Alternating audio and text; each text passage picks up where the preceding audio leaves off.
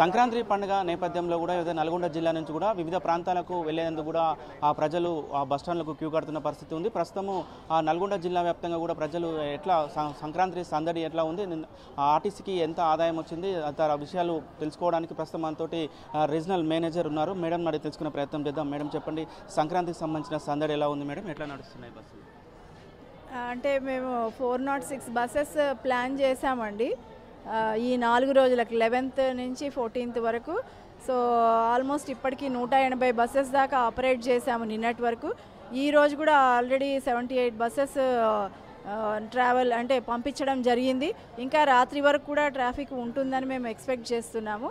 కాబట్టి వాళ్ళకి తగినట్టు రద్దీకి తగినట్టుగా విలేజ్ రూట్స్కి కూడా ఇక్కడ పెడుతున్నాము. అలాగే హైదరాబాద్ నుంచి రావడానికి కూడా మా డిఫరెంట్ డెస్టినేషన్స్కి అన్ని ఏర్పాట్లు చేయడం జరిగింది.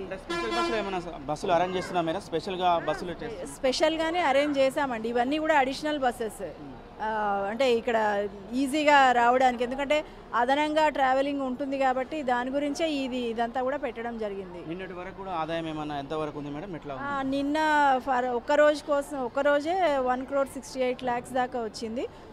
2,85,000 మంది ప్యాసింజర్స్ ట్రావెల్ చేశారు. మహాలక్ష్మి పథకం ద్వారా మహిళలు ఏ విధంగా వినియోగించుకుంటున్నారు మేడం? ఇది 100% యూజ్ చేస్తున్నారు.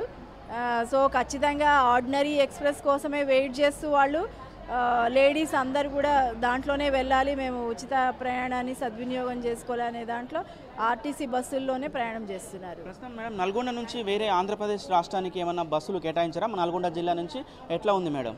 అంటే కొన్ని రెగ్యులర్గా విజయవాడకు ఉన్నాయి, మిర్యాలగూడ నుంచి ఉన్నది, తర్వాత మన కోదాడ్ నుంచి ఉన్నాయి, తర్వాత నల్గొండ ఒకటి ఉంటుంది అంతే. సో అవి అంతవరకు మాత్రం నడిపాము, కానీ ఎక్స్ట్రాగా అయితే ఏమి పెట్టలేదు. ఎందుకంటే మన వైపు మన రాష్ట్రంలోనే ట్రాఫిక్ని క్లియర్ చేయాల్సింది. మా జిల్లాకు సంబంధించిన వాళ్ళు హైదరాబాద్ నుంచి ఇక్కడ రావడం కానీ, మళ్ళీ మా ఈ టౌన్స్ నుంచి మళ్ళీ విలేజెస్కి వెళ్ళడానికి కూడా ఖచ్చితంగా ఆర్టీసీలోనే కోసమే వెయిట్ చేస్తున్నారు. కాబట్టి మరి వాళ్ళకి ఇబ్బంది కలగకుండా ఉండడానికి కోసం మేము ముందు విత్ ఇన్ ద జిల్లా మ్యాక్సిమం చేయడానికి ప్రయత్నం చేస్తాం. మేడం ఈ రద్దీ ఇంకా ఎప్పటి వరకు కొనసాగుతుంది అనుకోవచ్చు? ఒకవేళ రద్దీ అయిపోయిన తర్వాత కూడా సంక్రాంతి పండుగ ముగిసిన తర్వాత కూడా మళ్ళీ కూడా ఒక 2-3 రోజులు రద్దీ ఉంటుంది, దానికి తగిన ఏర్పాట్లు ఎట్లా చేశారు మేడం? దానికి ఇంకేంటంటే మళ్ళీ ఆఫ్టర్ ఇప్పుడు రేపు అయితే స్లాకే ఉంటుంది, రేపు ఎల్లుండి కనుమ సెలవులు కూడా ఉన్నాయి కాబట్టి పిల్లలకి ఆల్మోస్ట్ 16th ఈవినింగ్ నుంచి మళ్ళీ ట్రాఫిక్ స్టార్ట్ అవుతుందని చెప్పేసి మేము ఎక్స్పెక్ట్ చేస్తున్నాము. దానికి తగినట్టు కూడా మళ్ళీ మేము ప్లాన్ చేసుకోవడం అయితే జరిగింది. సో వచ్చిన వాళ్ళని ఖచ్చితంగా మేము ఎక్కడికక్కడ క్లియర్ చేయగలుగుతాం, అలాంటి అరేంజ్మెంట్స్ చేశాం.